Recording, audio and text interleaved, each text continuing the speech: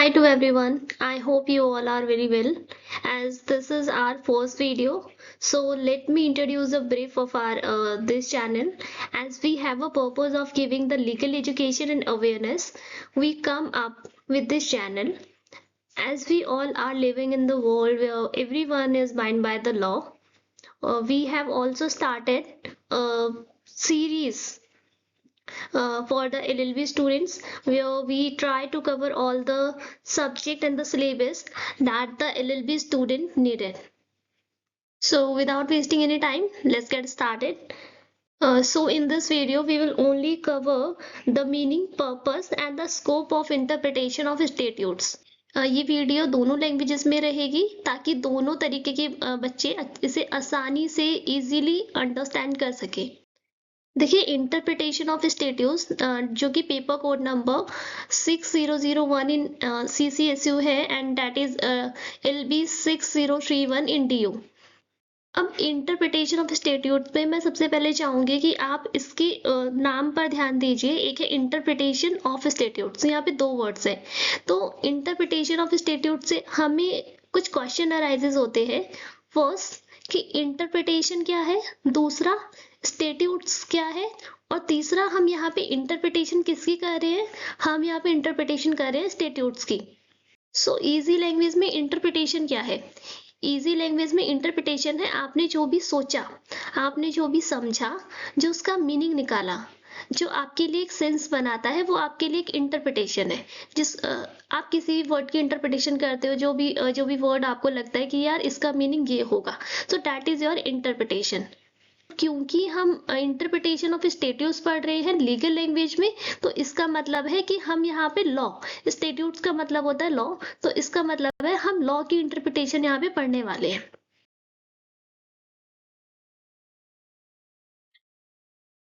Okay, तो हम एक बार एक लीगल मीनिंग देख लेते हैं कि इंटरप्रिटेशन का मीनिंग क्या है। तो इंटरप्रिटेशन क्या है? एक प्रोसेस है। कैसा प्रोसेस है? जिसके द्वारा कोर्ट्स क्या करती है, ट्रू मीनिंग निकालती है और एक intention of the legislature through the language used in a statute. Since are drafted in the general words, ambiguity may arise. In such situations, judges interpret the provision to give them a proper meaning.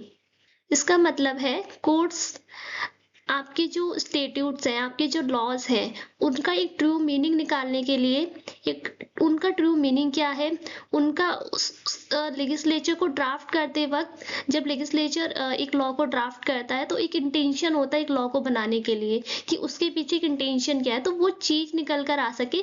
इसीलिए courts क्या करते हैं, interpretation करते हैं। उसी को हम बोलते हैं इंटरप्रिटेशन ऑफ स्टेट्यूट्स। और क्योंकि जो हमारे लॉज होते हैं वो एक जनरल वर्ड्स में, जो हम लैंग्वेजेस यूज करते हैं उन वर्ड्स में होते हैं, कुछ टेक्निकल लैंग्वेजेस में होते हैं, तो उन वर्ड्स के अंदर हमारे लॉज को ड्राफ्ट किया जाता है। तो बहुत बार ऐसा होता है कि उसमें एम्बिग्यूटीज हो जाती हैं, कुछ इश्यूज हो जाते हैं, हमें समझ में नहीं आता है कि इसका असली मीनिंग क्या है। तो इसलिए जजेस क्या करते हैं, कोर्ट्स क्या करते हैं, इंटरप्रिटेशन करते हैं। ठीक है, अब देखिए एक केस है हमारे पास, state of Jharkhand versus Govind Singh. ये केस बहुत इंपॉर्टेंट है। इसमें हमारे सुप्रीम कोर्ट ने कहा था कि जब आपका जो स्टेट्यूट्स है वो बहुत क्लियर है और अनएम्बिगियस है, तो कोर्ट्स क्या करते हैं, इफेक्ट देना चाहिए उनके प्लेन मीनिंग को। मतलब कि जो जनरली उसका मीनिंग होना चाहिए, हम सिर्फ उसको वही मानेंगे जब तक कि बहुत क्लियरली आपको डिफाइन किया गया है, कोई उसमें ऐसी वेग चीज नहीं है जो आपको समझ में नहीं आ रही है, तो हम क्या करेंगे, उसका एक बहुत क्लियर मीनिंग लेंगे। आपको कोई भी इंटरप्रिटेशन की वहां पर जरूरत नहीं है। हमारे पास तीन एग्जाम्पल्स हैं। डैट एक हमारे पास है, that is under RVLN cases. इसमें क्या था कि एक पर्सन था जो ऑलरेडी मैरिड था, उसने दोबारा क्या करा, रीमैरी करा, मतलब उसने बाइगैमी करा। तो बाइगैमी करने के बाद में क्या होता है, आपके पास राइट्स, मतलब जब आप बाइगैमी करते हैं तो हम बोलते हैं कि एक पर्सन जो जिसने शादी करी है वो दोबारा शादी नहीं कर सकता। तो मतलब यहाँ पर ना मैरिज वर्ड को, मैरी को यहाँ इंटरप्रेट करा गया था कि भाई जब एक आदमी एक शादी ही नहीं कर सकता तो उसकी दोबारा शादी कैसे हो सकती है, वो तो वॉइड हो जाएगी, उसमें तो कोई भी राइट एंड ऑब्लिगेशंस नहीं होते। तो इस तरीके से इंटरप्रेट किया जाता है। एक एग्जाम्पल हम ले सकते हैं कि जैसे कहीं कहीं पर आपने लिखा होता है कि ये जो स्टेट्यूट्स है ये इसकी इस अथॉरिटी की ये स्कोप है और इस अथॉरिटी की ये लिमिट्स है, लेकिन जब तक वो लिमिट्स डिफाइन नहीं होती हैं तो कोर्ट्स क्या करते हैं, जब भी कोई ऐसा केस अराइज होता है, लाइक मान लीजिए किसी भी डिपार्टमेंट का या एमसीडी का केस है, एमसीडी बोलते हैं कि हम ये कर सकते हैं, लेकिन जरूरी नहीं है कि एमसीडी वो काम कर सकती है, क्योंकि जब तक ये क्लियरली डिफाइन नहीं होता तो कोर्ट्स क्या करती है, एमसीडी की पावर को, जैसे वहां पर एमसीडी की पावर को कोर्ट क्या करेंगी, एक क्लियरली डिफाइन करेंगे कि ठीक है भाई, एमसीडी की पावर यहाँ पे डिफाइन नहीं की गई है, या उसका कोई एक्ट होगा वो उसको पढ़ेगी, फिर वो वहां से इंटरप्रेट करेगी कि ठीक है एमसीडी की पावर्स ये है और एमसीडी ये काम कर सकती है, एमसीडी ये काम नहीं कर सकती है, तो कोर्ट्स वहां पे क्या करेगी कि अथॉरिटी की पावर्स को डिफाइन कर सकती है।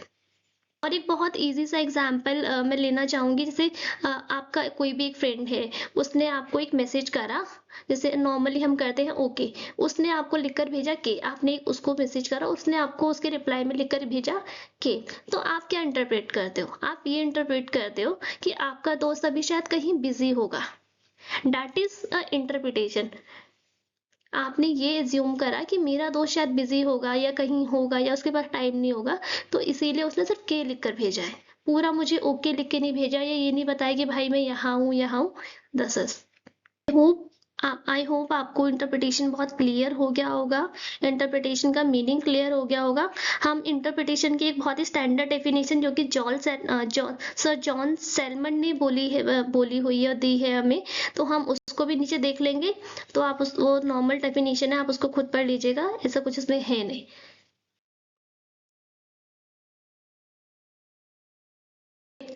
ओके हमारे ऑब्जेक्टिव्स ऑफ इंटरप्रिटेशन क्या क्या है, कि डिस्कवर करना लेजिस्लेटिव इंटेंट, क्योंकि इंटरप्रिटेशन का मतलब ये होता है कि लेजिस्लेचर की इंटेंट हम डिस्कवर कर पाए कि लेजिस्लेचर ने जो लेजिस्लेटिव लॉ है वो क्यों बनाया है, ठीक है, तो उसका एक इंटेंट हमें पता लगे, इसलिए ये जो ऑब्जेक्टिव है हमारा फर्स्ट। सेकेंड ऑब्जेक्टिव हमारा है ट्रू लीगल मीनिंग क्या है, एक वर्ड लिखा हुआ है तो हम उसका एक मीनिंग निकाल पाते हैं कि उसका असली मीनिंग क्या है, तो true legal meaning.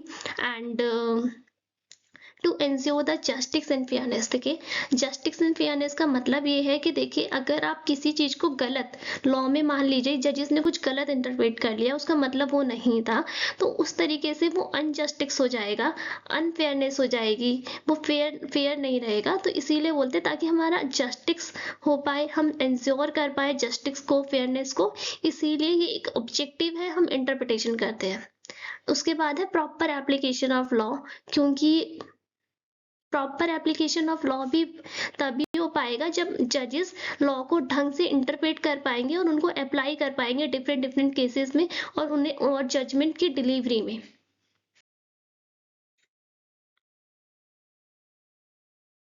Purpose of interpretation are same, discover करना वही लेजिस्लेटिव इंटेंट को, रिमूव करना एम्बिग्यूटी, टू अवॉइड करना इनजस्टिस, फिल करना gaps.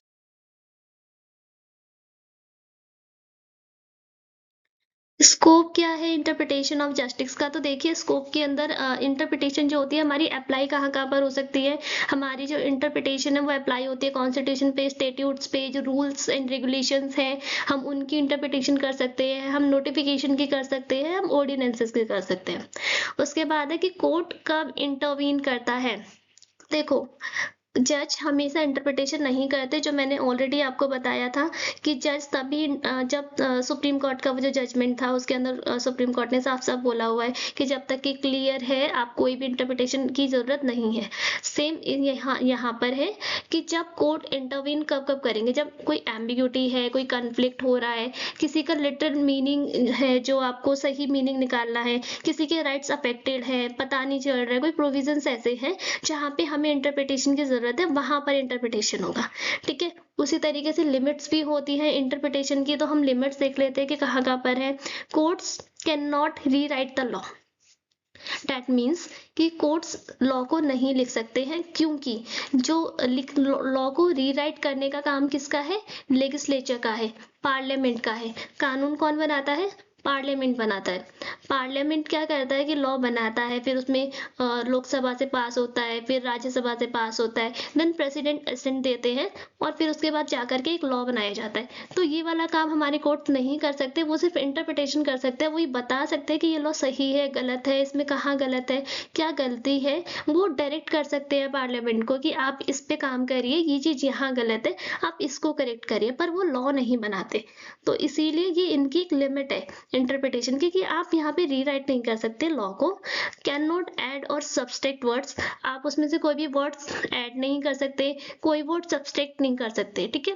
Can not legislate under, ठीक है, वो लेजिस्लेट नहीं कर सकते, वो लेजिस्लेट नहीं कर सकते हैं ये कह करके कि भैया हमें इंटरप्रिटेशन करना है, ठीक है। ओके, वीडियो कंप्लीट हो गई है। Thank you to all of you. Stay connected with us and write down your issues, suggestion, problems come in our comment box and we will solve it as soon as possible. So एक शायरी के साथ इस video को and करते हैं। तू खुद ना बन खुदा बंदे, तू खुद ना बन खुदा बंदे, गवाही तेरी भी होगी और गवाह हम भी बनेंगे। इसी के साथ फिर मिलेंगे नेक्स्ट वीडियो में। Bye bye, till that take care all of you, have a very good day.